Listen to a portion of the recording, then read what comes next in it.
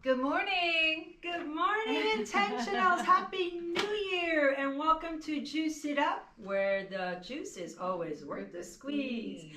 I am Lori Santana. And I am Jaime Kriske, this year's president. And president-elect. And we have a special guest today. I'm Eleazar Melendez. Nice to talk to you this morning. So today we're going to be talking about 2026 business goals, and Eleazar Melendez, with Gordonese founder. He has a wealth of information.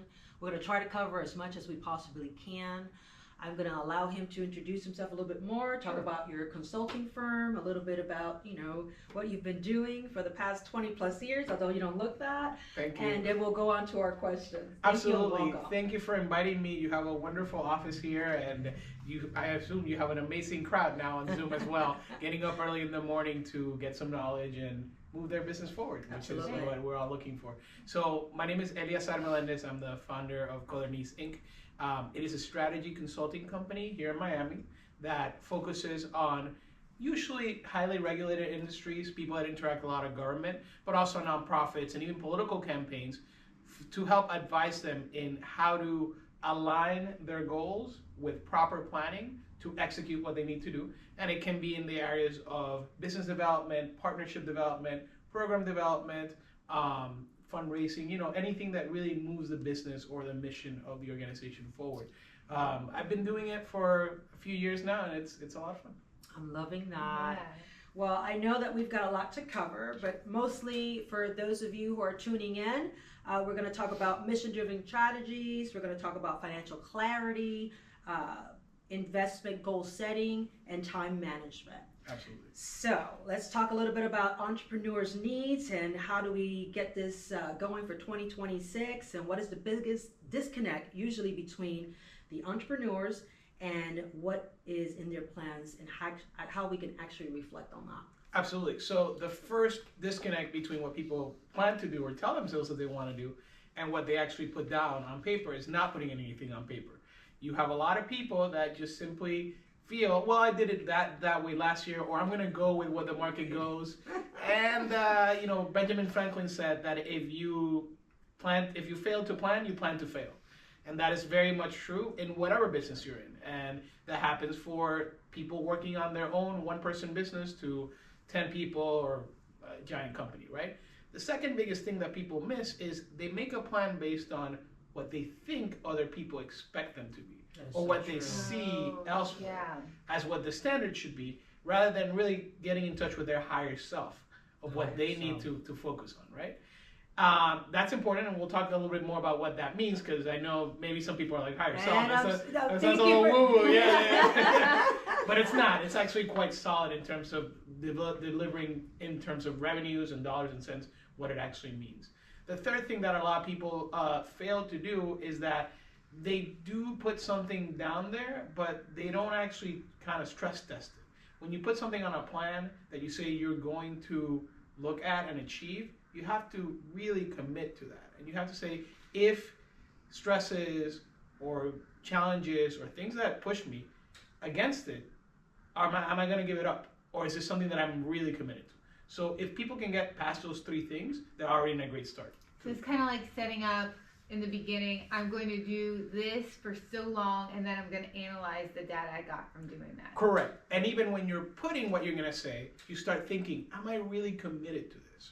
And for how long? And for how long, right. So, okay. So you're asking yourself, how much can I actually commit versus Absolutely. What I should be doing? And versus what maybe I'm thinking that I should do, or what I did last year, because situations change. People have personal development and personal issues, which, by the way, I always advise my clients to make that a big part of their business planning is their personal planning.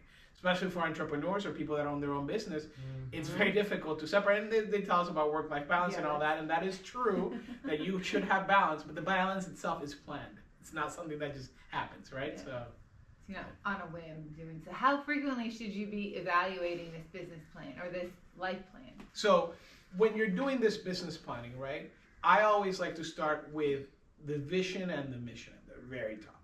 And Again, that maybe sounds a little woo-woo, or, oh, is this like an altruistic thing? It can be. I mean, I like woo. It can. Ooh, it's okay in our show. It can be, but it can also be something that is significant. But the idea is that your vision and your mission is going to be something that, number one, you can control, right? If you tell me, oh, my mission for this year is to make $1 million. Well, I mean, you can control the input, but you can't control that that's actually going to happen. So your mission and your vision should really be about, okay, if I'm in the real estate business, for example, and I'm gonna look at delivering the best education for my clients in commercial real estate so that they are prioritizing what to do in the assets in the right way, you can actually control that. And you can actually get up every day and say, did I do that? And was that my priority today to do that? Regardless of, and then you work your numbers and everything from that. So once you have that at the top, you can do, and I recommend that my clients do, a 5-year, 3-year, 2-year, and 1-year plan. And you can go down to like a quarterly plan if you have like complicated or multiple projects as well, right? Yeah. When you go down in that level is when you get to what your goals are. And then I like to use a tool called the inverted pyramid, where you actually go, okay, so if my goals is that I want to have X amount of revenue, $2 million of revenue, and I want to grow my headcount by 15%, and I want to have 300 more clients, whatever it is, whatever numbers you have, you set them up, you put a timeline for it, and then you actually have to go down into what does it take to get 10 more, 20 extra clients to grow, to get that revenue. And then what does that take? Is that prospecting a certain amount of hours every day? Is that investing in some kind of advertising? And then what does that take? You can go 5 or 6 levels down until you actually get to the point of like, okay, that's what it actually means. Every day I have to do every day I have to do this to make this outcome. Right. And that's where actually the personal planning comes in as well. Thank you, that was my next because question. Yes. If you tell me, and I encourage all my clients to do this, that part of your goal is to get in better shape. You want to lose 20 pounds in the next 2 years, or 10 pounds this year, whatever. Or you want to reconnect with your faith, or you want to spend more time with your family. You got to make a plan for that. Right. If you tell me, I want to be in 5 years, I'm currently in a place where 80% of my clients I have to travel for, and only 20% I can do calls from home, and I want to flip that and be 80% from home and 20% from traveling, then guess what? You're going to need to change your client base over the next 5 years. You need to plan to do that. It's not just going to happen. No, right. Great. Yeah. This is fantastic. Yeah.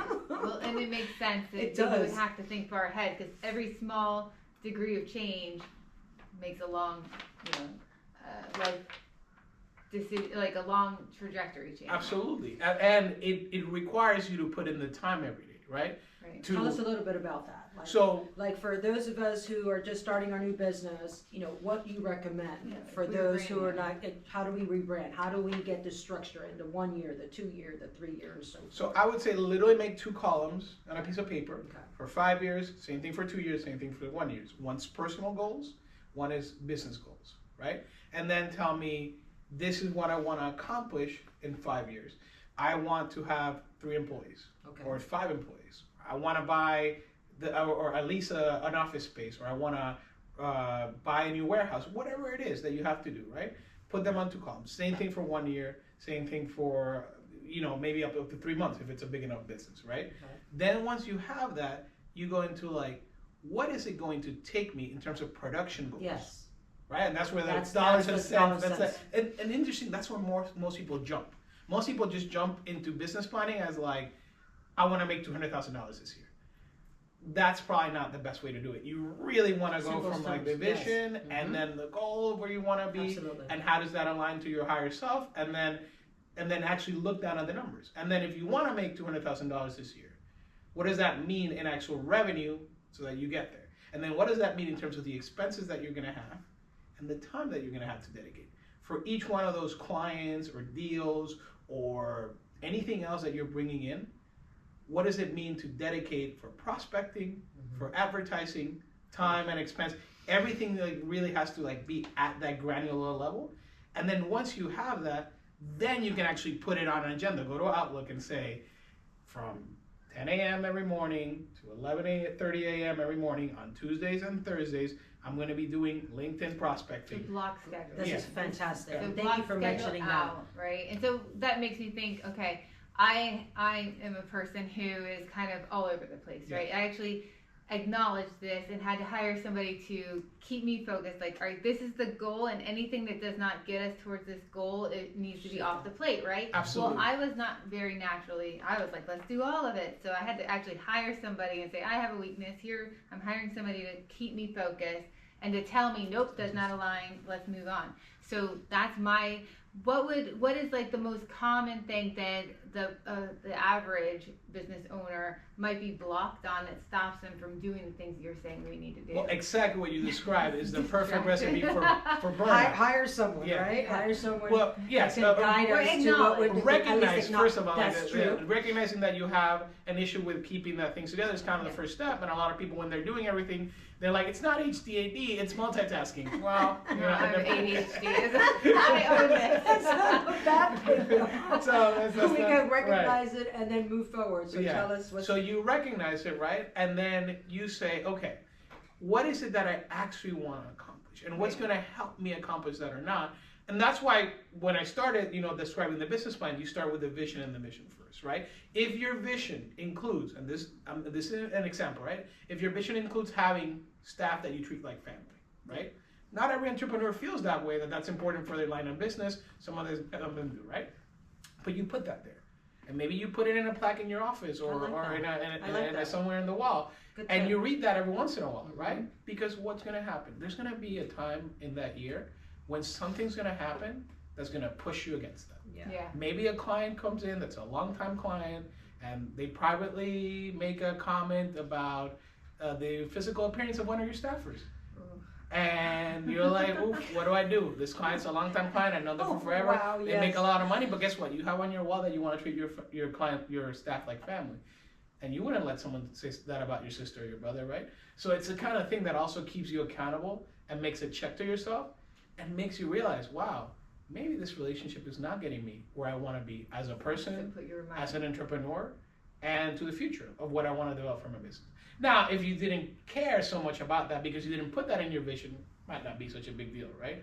But that's the kind of stuff that really setting that from the beginning makes it happen. It also, when you get into the more numbers game of like, okay, I want to achieve this level of revenue, that means this number of clients, that means this number of deals, that means this number of time spent, you're going to start seeing, you know what, I realized that this client, I've been with them for a long time and we always have a lot of fun and we have great lunches, but they're not really producing. What's going on here? Do I need to pull back? Yeah. So like that kind of work is really going to be useful in redeploying and then understanding that you're doing it for a purpose, the wider purpose that you set out for the business to do. Right. And then look, everyone has setbacks. Everyone has failures. Everyone has bad weeks, quarters, years sometimes, right? You can sometimes tell when you ask people who are entrepreneurs and you tell them, how's business doing? And they're like, living the dream. Yeah, you're like, okay. And they're like, sure. Yeah, sure. right. How's it really going? Yeah, exactly. But sometimes you hear people say that and it's like real. Yeah. And they're actually living the dream. And you know why they're living their dream? Not because they don't have bad years, bad quarters, or bad weeks. It's because they are being true to their higher self and their vision that they had in the business. So every day is achieving that. No matter what else happens with the numbers, no matter if they have to lay off people or they have to to cut back or move back, they know they're true to that and they know they can always go back to that. This is incredible, guys. I hope you guys are just, eager to learn more because there's so much information and I know we have another question going on, but you're doing amazing and it's so defined so that we can understand moving forward for 2026. I mean, we just started. Actually, now we're going to be in February in a few days. And what do we do? So far, this has been amazing information. So I think we've talked about setting goals for your business. How would somebody prioritize finances with all of this, right? So we have the health, the life, the personal, the business goals, but finances come in and I feel like people say, oh, I want to make this or I don't want to spend this, but then, time goes by and they don't even evaluate where they're actually spending their money, spending their time, things like that. So what advice would you give towards finances? So it goes back to say what you want to achieve, right? If you want to be well known and have a high public profile, for example, then you got to spend on that. You probably got to hire a PR person. or you got to spend on marketing, or you got to spend on Facebook advertising or whatnot, right? If you want to be like, no, I want to be more exclusive and have more clients that are maybe not a lot of people know me, but the ones that do know my work, then you got to spend and focus on that, right? So the first part is defining which bucket it goes in, right? Because if you go, well, I'm going to do advertising and I'm also going to do all these memberships to like private clubs to get both, it can really stretch you thin. It can really stretch you thin. Then the second thing is you have to usually be entrepreneurs are risk lovers, and generally you do have to take risk. I had a client yesterday that and I reminded him, like, they were asking, like, should I hire this help in terms of like an assistant to deal with this stuff? And it's like, well, do you feel that you can afford it? And they're like, I'm not sure. Do you feel like you need it? It's like, yes. I'm like, hire the assistant.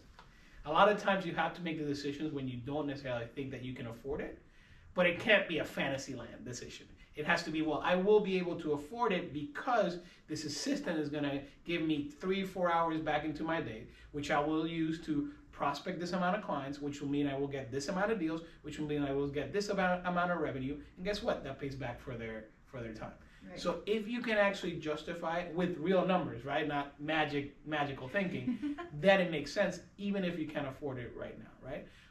But yeah, focusing on making sure that you have that goal setting that is defined within your vision and with realistic numbers will help you figure out those. So we mentioned mission, we mentioned strategies, we mentioned finance.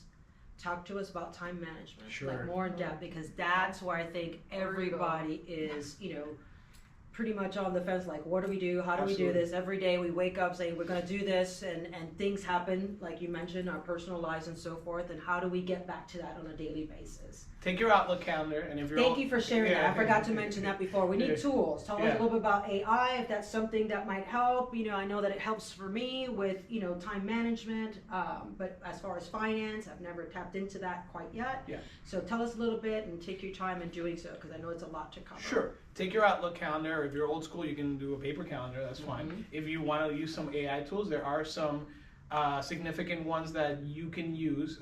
There's one called Regain, for example. That's pretty good, that I've used before, where you kind of tell it, I need to spend X amount of time per week doing this task. How does it fit into what I have right now? And it'll find spots and buckets, so things like that. Yes. So it's like, and I'm not doing an ad for Regain. There's a lot. No, I understand, but I appreciate that just to get something out there so they can start nibbling and taking a look at what could work. But more fundamentally, take your calendar. The first thing you block off is your personal and family time. Why? Because that's gonna regenerate you as a person, number one. You refill yourself. Absolutely. Yeah, it's gonna remind you why you're doing things, right? And it's going to be the things that that you can build things around, right? So block that out. Block out your church time. Block out your gym time. Block out your meditation and your dinner and your date night. Make sure that that's there, because if it's not, it's going to interrupt your daily life, without a doubt. How many entrepreneur clients are single AF, and their goal is to get married in 5 years, and they don't have any daytime? How's that going to happen? Yeah. Exactly. Thank you for sharing that. That is so true. So that's important. So put that in there. Then put in there all the money-making activities, money-making time. Anything where you're gonna meet with someone, sit down to do a task, or like figure out something with someone that is expected to lead to revenue down the line. Intentional. Follow up with past clients, YouTube, things like that. And then try to, as much as you can, right? If you're new in the business, it might be a little bit more difficult because you're like, okay, how many calls is this gonna be? But as much as you can, and maybe use some mentorship or some guidance from other people in the business. Like, if I put in 3 hours of cold calling, how many meetings am I gonna get from that? Then how many clients am I gonna get from that meetings? Then how many deals am I gonna get from that? How much revenue? You can actually like go down and say, okay, so 2 hours equals $65. You know? And there's stats out for that, right? So like I know I went into, so just, I didn't mean to clear, but to share real fast. Yeah, sure. I went into a real estate coach website, and they had like a PDF, and it broke down like how many calls equals how many transactions, right? And so I stuck it into my chat and said, this is my outcome, this is the formula that these professionals are saying to use. How do I get there? And then it helped break down like down to the day, down to the hour, how many times I had to make a call, how many touch points I needed to do, how many transactions was the goal, you know, how many yeses, Correct. how many no's, all of that, so that I could track where I was and am I on target. So, and that's the point. It's like, am I on target, right? So let's say that you put in your month 20 hours of cold call time for leads, right? And you expected when you started the year, because you did this calculation that we just said, that was going to yield $65 an hour, just to give a number out there. And then you check in March and you're like, you know what? I'm not getting enough from this. I'm doing something wrong. I need to cut back, or I need to change what I'm doing, right? Or you're like, I'm making $300 an hour from these cold calls. I need to do more of them, right? Right. So like it actually, like you actually want to put that in your calendar with a number of how much money that is actually doing it, so you can check in 3 months or 6 months or whatnot. And I think the good part about like putting it into your chat is then later when you go back and you put your actual numbers back in and you say, this is what I actually did, let's reevaluate where to spend the time. And you're going to be able to say, if you wanted to make $200,000 in revenue this year, does it work with $65 an hour and $100 an hour here and $200 an hour here? Right, like where does that work? Then the last thing you put on your calendar is the thing that you want to put the least in, which is administrative, you know, follow-ups, meetings, anything that is just you gotta do, dealing with your landlord, whatever it is that is part of your running a business, dealing with your CPA, but none of that is gonna create money for you. Right. So it also makes you realize, I gotta get a CPA that doesn't waste so much of my time, because I really gotta make sure. Absolutely. Without that, it certainly is. It's part of making sure that you're there, and it makes you realize, you know, that could have been an email. That meeting could have been an email. That coffee could have been a call. That call could have been a text, and it really moves you into being more effective that way, right? And then just cut out the things that are not helping you and not creating money, and be honest. Don't put things in there that's like. Like it's really social time, but you're claiming that it's going to make you money if it's not, you know? Like allocate it appropriately. Correct. If it's social time, then put that in your personal time and block it that way. The columns are more important, business versus personal. But what you'll be able to do with that is see all your money-making time. It's called green time, right? Green time. And actually say, 65, 100, 200, am I getting to my goal of $200,000, or am I missing something here? Do I have to work more? Do I have to work less? Do I have to work more effectively? Do I have to change some of this here? Like, you can actually build out an entire year on Outlook and say, wow, this is what I expect to get from every hour. You know, when you have a W-2 job, you know exactly what you're getting paid an hour, right? And this is why we're here with 1099s. Yeah, we're rocking. We're there risk making that. We do. That's right. We wake up unemployed every day. So you have to, if you know that when you're an employee that you get paid $30, $50, $100, $200 an hour, right? And 1.5 times for overtime, right? When you're an entrepreneur, you can't be like, I want to make $200,000, but how much do you get paid per hour? I don't know. Right. That doesn't make sense. Right. So you got to really be able to dig down on that for time management. So you've discussed a lot. I'm not sure how we're doing on time, but to say the least, you've covered so much. We have lots of questions. Is there anyone in particular that you want to go, and then I'll do that as well, because I know that we have this one. Unless you have something that you think that we haven't covered. Okay. So the question that stood out to me was, can you share an example of where aligning with a deeper mission directly improved business outcomes for my client? So I had a client that was a nonprofit working in community advocacy development, right? And they had a board, and they thought okay, because they were doing the same things that they'd done every year, but it kind of was slowly degenerating. Their activities were getting less people, their donors were less engaged, and the community was knowing less about them, right? And part of what I did when I came in there is like, we need to redefine not just what you're doing, but why you're doing it. The why. And why it's important to people that you do that and you exist.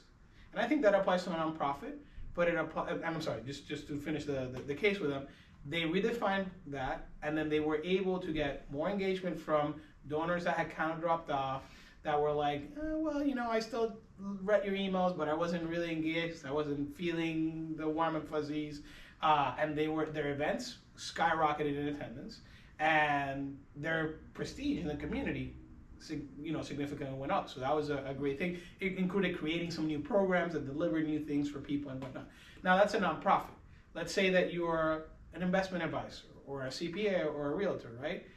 If you are looking into making sure that you are delivering for clients and they don't just feel that you got commission breath, right? Yeah. That it's like, oh, I'm here to get that check, right? But it's like that you have a value add. You have to know what your value add is. Remind yourself of that every day, and bring it to every meeting and every interaction that you have. And if your value add is you're a commercial real estate agent and you have an encyclopedic knowledge of everything that happens in terms of leasing and the market for that, and you can bring that value to your landlord owners, then you gotta really bring it every time that you have. If you're an attorney and your value add is that you really take clients for every stage of a litigation in a particular area of law, so that they don't need to change or bring in specialists and waste time and money doing that, then you gotta bring that every meeting, every interaction you have to remind what that value is for them. So on and so forth for any profession that you So can. always just leading with value. Yeah. And that's kind of what we were always saying. It's like value is everything. Right? Without a doubt. Oh my gosh, it's been amazing. Thank you. Thank you so much for being here and sharing with us. You guys, just on an end note, we are having our inaugural next Friday at Hard Rock. Our keynote speaker is none other than Mayor Schwartz from Miami. Make sure you connect with us, come out. We'll be installing our president and our governors. We're going to have educators, developers, everything that you can think of there, sharing while we're having fun and getting to know each other. And we welcome you guys. Tables are still available. Tickets are still available. Take a look at our link. Thank you so much for tuning in. Have a great weekend, and we'll see you next month. Ciao, everybody. Thanks for having me. Bye.